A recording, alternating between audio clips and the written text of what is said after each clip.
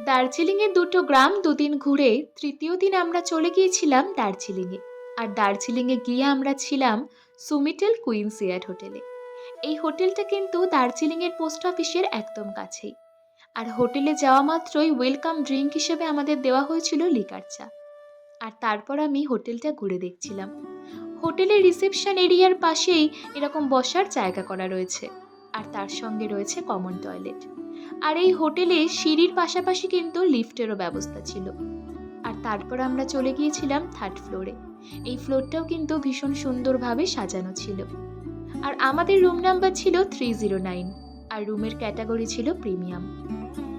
প্রত্যেকটা প্রিমিয়াম রুমেই কিন্তু একটা করে সিঙ্গেল বেড, একটা করে ডাবল বেড, দুটো চেয়ার, একটা সেন্টার টেবিল, একটা বড় মিরর আর এরকম একটা বড় জানালা ছিল, যেখান থেকে ভীষণ সুন্দরভাবে পাহাড় দেখা যাচ্ছিল। আর তার সঙ্গে ছিল এরকম একটা টয়লেট। টয়লেটটা কিন্তু ভীষণ ক্লিন আর ভীষণ স্পেশিয়াস ছিল। আর আমাদের পার রুম পার ডে ট্যারিফ পড়েছিল 4000। আজ তবে এটুকুই, সবাই ভালো থেকো, টাটা।